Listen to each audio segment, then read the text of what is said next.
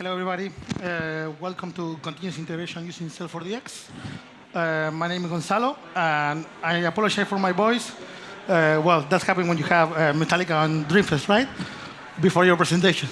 So we're going to be talking about Salesforce DX and continuous integration. Okay, how you can apply it to your project, okay? Carlos? Okay, my name is Carlos. I'm a software developer at Luctana, and I have involved in Salesforce projects in 2015. It's good to be here. Hi, my name is Lorenzo Fernandez. I'm a Salesforce developer. I have 8 years of experience working with several Salesforce projects. Well, I'm excited on having all you here. Thank you very much for being here. So let's go on with the presentation. Okay. Firstly, I want to give you an overview about continuous integration. We will be talking about what it is, also some of the key principles, and some of the benefits of using continuous integration. Okay. So, what is continuous integration? Basically, it's a development practice where the members of a team integrate their works frequently. Usually, each member of a team integrates daily. This means that it leads on multiple integrations per day. Okay? Each integration has to follow a process in order to define, which is defined as automated build. Okay? This process, basically, it means that all the code that the teams produce is merged on a central repository where the automated build can validate it. I don't know if maybe more. There are some key principles that are part of continuous integration process.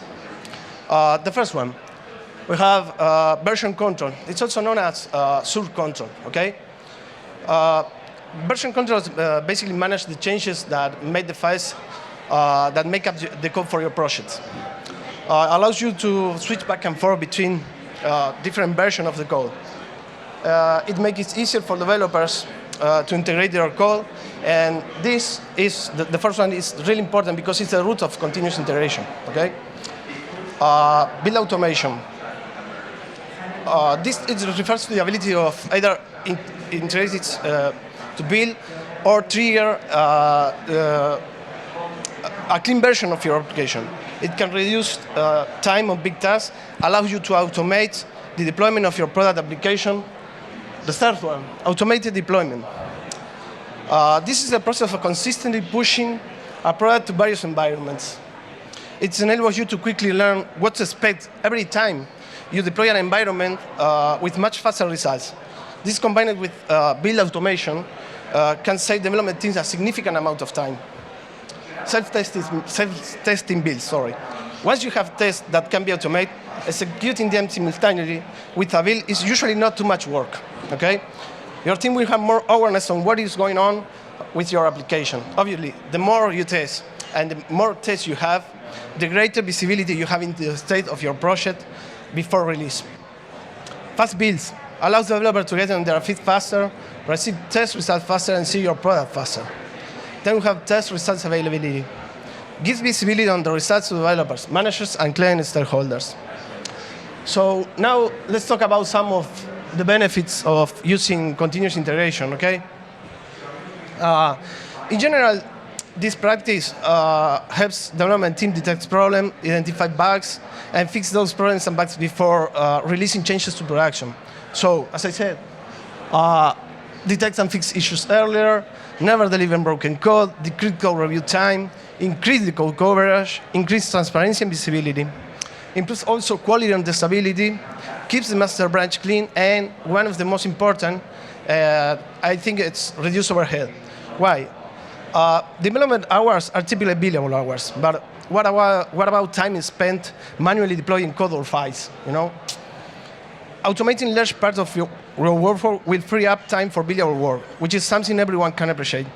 Automated testing also allows you to fail earlier rather than finding bugs in QA or production, or worse, the client finding them.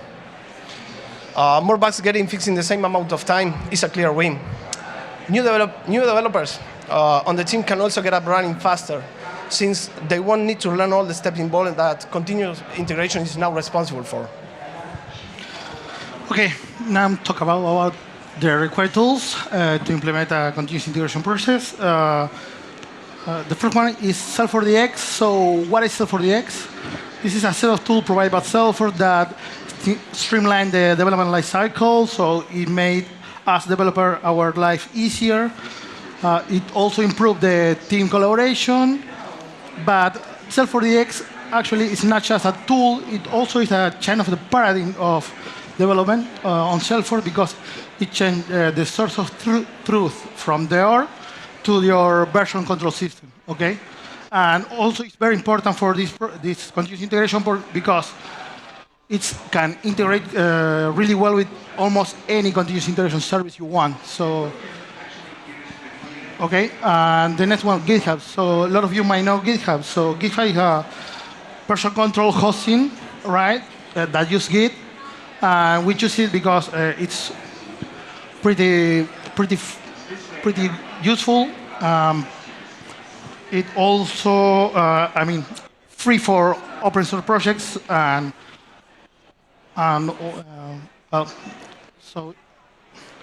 the third one, Travis CI. What is Travis CI?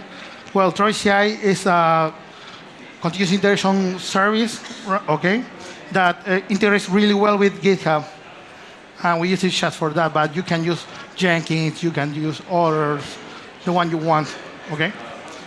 So, gonna be a high-level overview of the workflow, okay?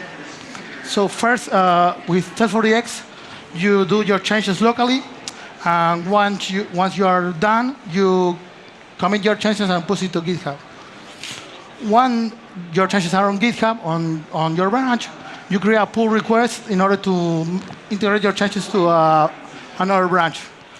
And Travis detects that there is a new pull request created on GitHub, and it builds your new branch. It runs all your end-to-end and unit test, okay, and validate your build. Okay. So I'm going to share with you also a real-world experience I had some time ago at Octana, okay? So I shared a project that it was really a little bit messy to work with the development process that we had. We had a lot of time we spent a lot of time doing code reviews. A lot of time was spent deploying code manually using changes, okay? A lot of that were found actually on the manual testing lifecycle, and also after each release, that is really bad, you know. And about that, so we had to do almost for each release we had to do a hot fix after at least. And after, so we had a meeting together, we discussed it, and we came up with a solution to see if continuous integration can help us to improve our development process, okay? And we were amazed with the results, actually, because after we implemented continuous integration, we get like 20% less of time doing code reviews, because since the build validates your branch, right, your changes. So we are not going to spend time doing code reviews until the branch is validated, okay? Almost no time doing manual deployments or manual pushing code manually, because the continuous integration service can take care of that. Overall, not just on the manual testing stage, but also after releases, we get 40% less bugs found on the process. That really improve our quality, okay? And since we improve our quality, we only had minimal hot fixes after each release. We were really impressed with our results, okay? The client was very happy, and it was a win-win for us. Carlos. Okay, now it means to see everything working together, okay, in a live demo. I'm nervous. Okay, so remember, right? GitHub, Travis, and Salesforce, okay? And for that reason, I create an app using Salesforce and Lightning components. So let me show you the app very quickly, okay?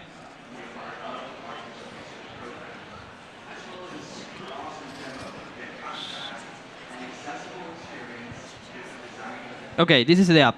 It's a really simple app. It's a kind of contact book where I'm able to search for a particular contact or filter my contact by category. Okay, but really doesn't matter what the app is doing, because the important thing here is that app has obviously continuous integration. Okay, so let me make a couple of changes in this app. Okay, so I will go to Visual Studio and I'm going to change a couple of labels. Here it is. Okay, primary. Sorry, I have a label in Spanish. Okay, I will fix those labels, and now that the fix is done, because I'm an amazing developer and never introduce a bug in any branch, just kidding, but let me believe that, I'm going to try to commit this chain, merge these chains in master, and pull everything to production without running any kind of tests and verification. Okay, I'm just going to do that. So let me git add, okay, git commit, fixing labels, push.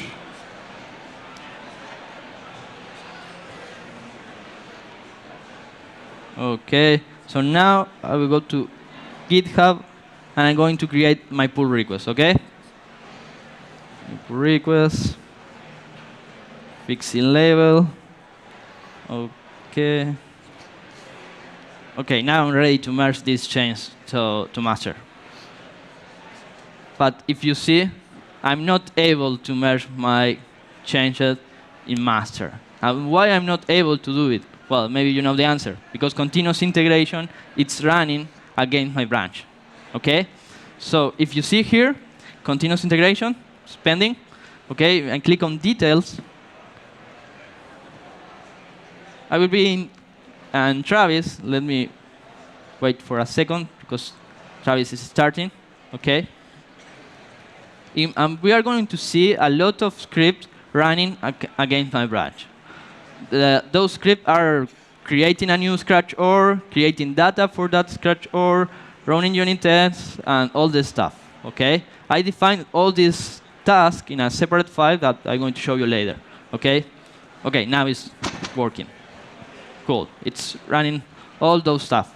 But because this process, the idea of this process is checks if everything is working fine, right? If something is not working, I'm going to see an error, okay? But because this process normally takes like 4 or 5 minutes for me, let me show you a couple of pull requests that I create earlier, okay? Let me go to here. Okay. You see I have a pull request unit test, and that pull request has a red mark. That means that something is failing, okay? And obviously, I'm not able to merge my code to master, okay? Also, if I click on detail again, I can see the reason of the error. Okay, and in this case, it's because I didn't create a unit test for this task. Okay,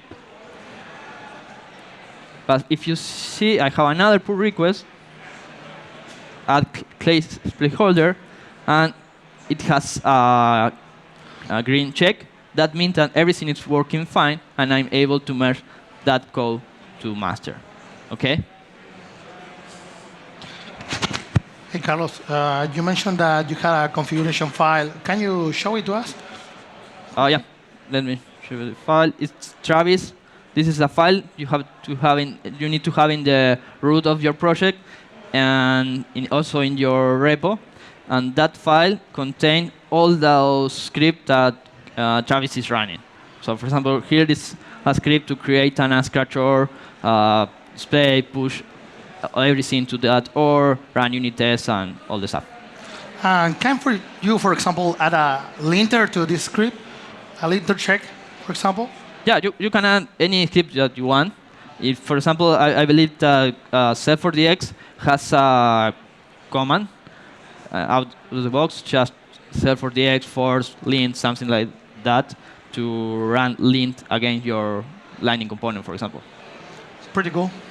Yeah, in this way we can avoid introduce errors in our code, right? And the cool thing is I just create the pull request and then try to run against my chain. I don't have to do anything.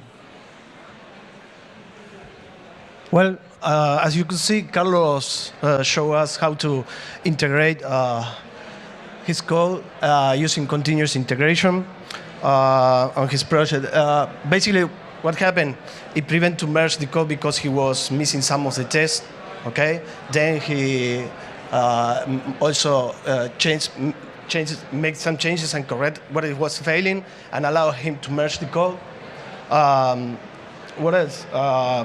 After having everything passed, allow him to merge the code and finally automatically integrate his code. Okay. One of the things I wanted to point. Think about the big teams. Okay, where many developers are trying to commit their code in a central repository. Imagine what it would happen if they don't use this kind of practice, if they don't use continuous integration.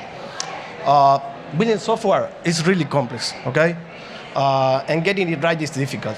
I mean, use the right tools to keep you on track and support your development process is a meaningful way. Thank you. These are some of the resources we use to, you want to implement this on your project. You can follow Trailhead module, step by step. Or if you are a more visual person, you can have a video. Or if you are situation, if you have a generic, if you don't use Salesforce, you can follow the second one that it also can help you. Okay, thank you everybody.